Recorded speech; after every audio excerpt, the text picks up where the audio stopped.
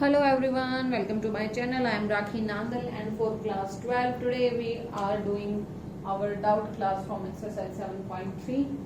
So question number 16 has been asked as a doubt, that is tangent power 4x. तो देखिए कैसे करेंगे. The main thing that should come in our mind is power 4 है. Break करते हैं, कैसे करेंगे. Tangent square x into tangent square x में लिख सकते हो आप, लिख सकते हो. टेंजेंट 4 देगा. Now what should be our target is we will try to break it in that form so that आपका डेरिवेटिव भी वो कहीं ना कहीं आसपास रहे, तो सब्स्टिट्यूशन बड़ा इजीली आप लगा सकते हो. पहले ट्रिग्नोमेट्रिक आइडेंटिटी लगाते हैं. टेंजेंट स्क्वायर x आपको पता है सेकंड स्क्वायर x -1 लिख सकते हो आप, लिख दीजिए सेकंड स्क्वायर x -1. अब देखो अगर आपने दोबारा भी पुट कर दिया, इसका होल स्क्वायर किया, देन अगेन ये सेकंड पावर 4 में चला जाएगा. बट आई नोट कि टेंजेंट का डेरिवेटिव सेकंड स्क्वायर होता है, तो आई विल ट्राई कि ये दोनों साथ साथ रहें. तो एक फॉर्म को आप पुट कर दीजिए, दूसरी फॉर्म को आप साथ साथ रखिए. अब मल्टीप्लाई कीजिए second square x into tangent square x minus integration dx यहीं पे ले लो साथ साथ, minus tangent square x dx. समझ आया. कुछ नहीं, टेंजेंट स्क्वायर एक्स को इसके साथ और इसके साथ अलग अलग मल्टीप्लाई कर दिया. अब देखिए second square x into tangent square x, यहाँ से तो आइडिया आ ही गया होगा आपको, पिछले एक्सरसाइज में ऐसा क्वेश्चन भी आपने किया होगा. माइनस टेंजेंट स्क्वायर एक्स है आपके पास यहाँ पे, क्या करो आप इसको फिर से पुट कर दो सेकंड स्क्वायर एक्स -1 में. हाँ जी, समझ आ रहा है आई होप आपको. Second square x into tangent square x dx minus second square x dx minus minus बन गया +1 dx. ये दोनों तो सॉल्व हो गए आपके. सेकंड स्क्वायर आपको पता है टेंजेंट का होता है, तो इसको तो आपने सीधा सीधा लिख दिया टेंजेंट x. 1 का भी हो गया आपके पास. बची ये चीज, इसमें मुझे सब्स्टिट्यूशन लगाना है, तो इसको कह देती हूँ मैं I1. इसका एक छोटा सा पार्ट, इसको नाम ही दे दिया मैंने I1 माइनस इंटीग्रेशन सोल्व भी कर दो यहाँ पे. तो सेकंड स्क्वायर x को लिख दो टेंजेंट x प्लस 1 का डेरिवेटिव x प्लस C1. ये C1 इसलिए दिया है, C1 एक इधर से आएगा तो फिर दोनों कंबाइन C हो जाएगा. आप C भी मेंशन कर सकते हो. This is not an important thing to be bothered about. अब इम्पोर्टेंट थिंग है कि ये I1 जो आपके पास आया है, इसको आप कैसे सॉल्व करोगे. तो अब एक काम करेंगे, हम पूरा नहीं लेके चलेंगे, हम सिर्फ अब I1 इज इक्वल टू क्या है second square x into tangent square x dx. Substitution लगा दो. पुट टेंजेंट x को क्या पुट कर दो t, पुट करते ही डेरिवेटिव क्या सेकंड स्क्वायर x dx क्या आ गया dt. तो ये लो dt में बन गया. मेन काम करिया इसलिए था, हमें पता था सेकंड और टेंजेंट साथ साथ आ जाए तो सब्स्टिट्यूशन लग सकता है. तो ये t स्क्वायर टेंजेंट स्क्वायर है t square into dt. I hope you get it कि ये कैसे बन गया. अब इसका आप इंटीग्रेशन सोल्व कर दीजिए. t³ प्लस c, t³ को वापस पुट कर दो tangent cube x/3 plus c. So final answer I इसको बोलते हैं हम, इंटीग्रेशन जिस टर्म का करना है, इज इक्वल टू I1 की वैल्यू जो आपने सॉल्व की है उसको वापस लिख दो आंसर में टेंजेंट क्यूब x/3, बाकी term as it is minus tangent x plus c. ये c और ये c इकट्ठा आपको c दे देगा. तो ये आपने यहाँ पे मेन काम करना है कि यहाँ पे आपने पहले आइडेंटिटी लगाई, फिर आपने सिंप्लीफाई किया, फिर आपने सब्स्टिट्यूशन मेथड लगाया एक पर्टिकुलर पार्ट में, और ये आ गया आपके पास answer tangent cube x/3 minus tangent x plus c. You may pause the video to write it down. अच्छा क्वेश्चन है, one of the important questions. NCERT exemplar में भी ये क्वेश्चन है. Question number 17 is your next doubt. यहाँ पे देखिए formation ये बना, देखने में भी थोड़ा मुश्किल लग रहा है, बट कैसे इजी बनाए. सबसे पहले अलग अलग कर लेते हैं. अलग अलग करने का आइडिया मुझे यहाँ से आया कि कुछ पार्ट तो आपका कैंसिल आउट हो जाएगा. Sine square x into cos square x plus cos cube x upon sine square x cos square x. देखिए क्यूब है, नीचे स्क्वायर है, क्या बचा आपके पास sine x upon cos square x dx plus cos x upon sine square x. अब क्या करें, इसको इस फॉर्मेट में लिख सकते हो, into 1 upon cos x dx लिख सकते हैं। इसी तरीके के यहाँ से cos x upon sine x into 1 upon sine x. थोड़ा सा यहाँ पे बस सिंप्लीफाई करके लिखा है, न्यूमरेटर में दोनों टर्म्स को अलग अलग किया और यहाँ पे cos स्क्वायर को cos into cos, sine square को साइन इंटू साइन। ये क्या देता है आपको, साइन अपॉन कोस होता है tangent x into 1 upon cos secant x plus cos upon sine cot x 1 upon sine cosec x. I hope you get it. हुआ क्या, ये किसका डेरिवेटिव होता है आपको पता है, ये टेंजेंट एक्स का जब आप डेरिवेटिव करते थे तो आप कह देते थे जी टेंजेंट एक्स, तो बड़ा ही सिंपल सा फार्मूला लगाएंगे और इसको हम सीधा सीधा लिख देंगे कि भाई सीकेंट एक्स टेंजेंट एक्स एक साथ आया है। समझ गए क्या करना है, टेंजेंट एक्स सीकेंट एक्स दोनों एक साथ आया है, तो आपको याद होगा डेरिवेशन टेबल में जब D by D x of secant x लिखते थे आप क्या लिखते थे, सेक एक्स टेन एक्स। याद है ये चीज, याद है ना, सीकेंट एक्स को लिखते थे इसका derivative sec x tan x. तो यहाँ से सीधा सीधा आप आंसर भी लिख सकते हो कि भाई ये तो सेक एक्स का डेरिवेटिव है, प्लस इसी तरह यहाँ पे कॉट एक्स कोसेक एक्स का डेरिवेटिव होता था कोसेक का, बट साइन नेगेटिव होता था, तो यहाँ पे नेगेटिव साइन लिख दो, minus cosec x plus C. हो गया, secant x minus cosec x plus C. Break करने से यहाँ से हिंट मिला कि भाई ये तो एक साथ आते हैं, तो ये बड़ा इजीली सॉल्व हो जाता है। तो देखिए बड़ा ही इजी सा क्वेश्चन है, you may pause the video to write it down. 1 upon sine x cos cube x dx। देखिए कैसे करेंगे इसको, यहाँ से 1 upon sine x cos x से मल्टीप्लाई cos x से डिवाइड, ये cos की पावर 4x हो गया, cos x से मल्टीप्लाई किया cos x से डिवाइड किया। You may ask me ma'am ये कोई बात हुई, आप सीधा कैसे कह रहे हो कि सीधा cos x से डिवाइड करो, हमारे दिमाग में कैसे आएगा।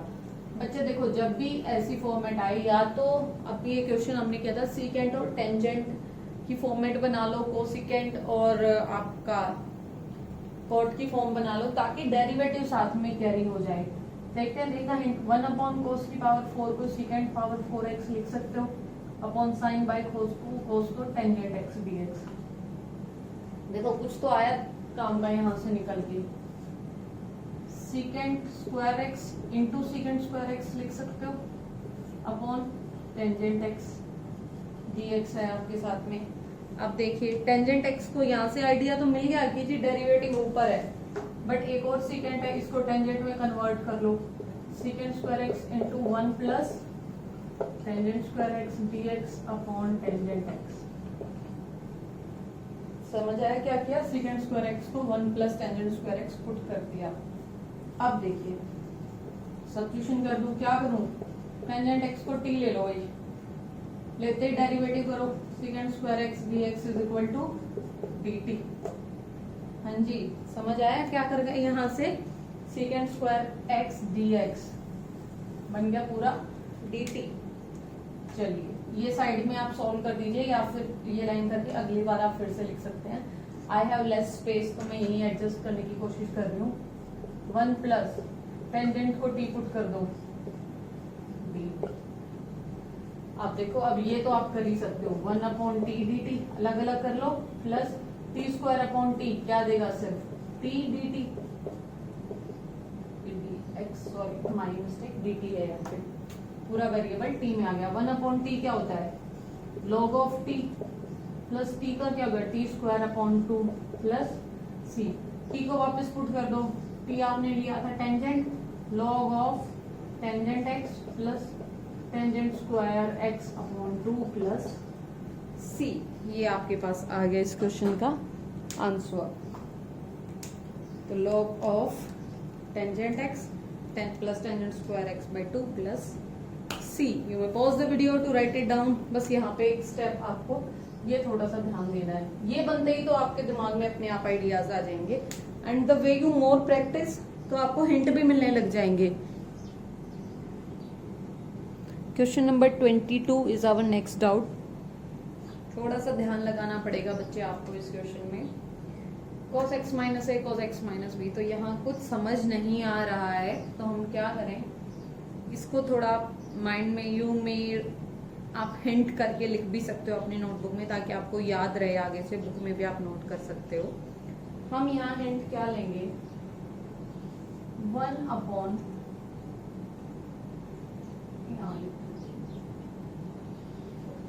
कर देते हो 1 upon sine a minus B, यानी कि साइन ए माइनस बी से मल्टीप्लाई करेंगे और डिवाइड करेंगे। साइन ए माइनस बी दोनों ही कांस्टेंट है, ए भी कांस्टेंट है, बी भी कांस्टेंट है, तो ऐसे लिख सकते हो आप। कट हो जाएगा, नीचे जो भी आपका टर्म है उसको एज इट इज रहने दीजिए।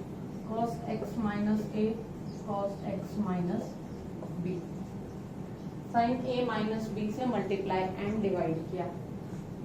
आप देखिए थोड़ा सा लेंथी क्वेश्चन है, ध्यान से समझेंगे। Sign a minus B. अब देखो मैं कोशिश क्या कर रही हूँ, what basically I am trying is कि यहाँ पे कुछ ऐड सब्ट्रैक्ट करूँ तो कोई ऐसी कोई फॉर्म बन जाए जिससे कुछ कैंसिल हो या कोई फॉर्मेट निकल आए। तो यहाँ से मैं क्या करूँ, x को प्लस और माइनस कर दूं, ठीक है, x को प्लस कर दिया, x को प्लस किया और x को माइनस किया, प्लस ए माइनस बी। अब कोई फर्क नहीं पड़ना चाहिए, x minus a cos x minus, cancel करोगे तो देखो चीजें वहीं की वहीं आ जाएंगी सारी, dx है साथ में। अब इसको थोड़ा सा रीअरेंज करके लिखो 1 upon sine a minus B, ये तो साथ साथ कांस्टेंट है, लास्ट तक ऐसे ही चलेगा। इसको देखो, इसको क्या मैं ऐसे लिख सकती हूँ, साइन ऑफ, ये फॉर्मेट बनाने की कोशिश करो, x minus a x minus b, x minus b तो उठा लिया मैंने, x माइनस बी बचा ये, इसको ऐसे लिख दूं माइनस, देखो x minus a x minus B, इस फॉर्मेट में लिखूं मैं, क्योंकि यही बात नहीं है, इसको अगर आप सॉल्व करो तो वही बात है, कैंसिल आउट हो जाएगा, तो आप लिख सकते हो ऐसे। ये थोड़ा सा आपको यहाँ पे दिमाग लगाना पड़ेगा कि भाई इस फॉर्मेट में लिखने से, हिंट नीचे से लिया हमने कि ये वाला फॉर्मेट मुझे चाहिए, x minus a x minus B. अब लगाओ फार्मूला, कौन सा, यहाँ लिख के दिखा देती हूँ आपको एक बार। Sign a minus sine B क्या था, sign a cos B plus cos a sine B. ये फार्मूला याद है आप सबको, ये वाला फार्मूला आपकी बड़ी हेल्प करेगा यहाँ पे। अच्छा यहाँ पे माइनस है तो यहाँ पे माइनस रहेगा, माइनस रहेगा, sign a cos B minus cos A, क्योंकि साइन में तो जो साइन यहाँ हो वही साइन आपका यहाँ आ जाता था। One of the easy formulas. चलिए इसको, या आपको समझ आ गया, बस वही लगाऊंगी। अब ए की जगह पे x माइनस बी है और b की जगह पे x माइनस ए है। 1 upon sine a minus B, साथ साथ चलेगा, भूल मत जाना इसको बीच में। अब एक्सपेंड करो, sine a cos b, sine x minus b cos x minus a, minus sine cos a sine b, यही होता है, cos x minus b sine x minus a. यहाँ पे ए की जगह पे ये टर्म होगी, बी की जगह पे होगी, फार्मूला हमने लगा दिया।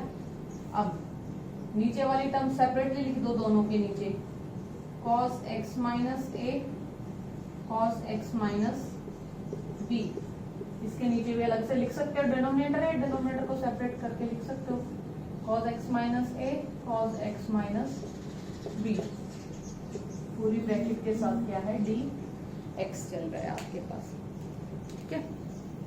देखो मिल गया ना hint, cos x minus a cos x minus a cancel, cos x minus b cos x minus b cancel, 1 upon sine a minus b constant, sine upon cos, angle same है, क्या लिख सकते हो, टेंजेंट एक्स माइनस बी लिख सकते हो, minus यहाँ पे भी देखो sign upon cos angle same है, टेंजेंट एक्स माइनस ए dx है, पूरे के बाहर है dx। ये देखिए ये फॉर्मेट आ गया।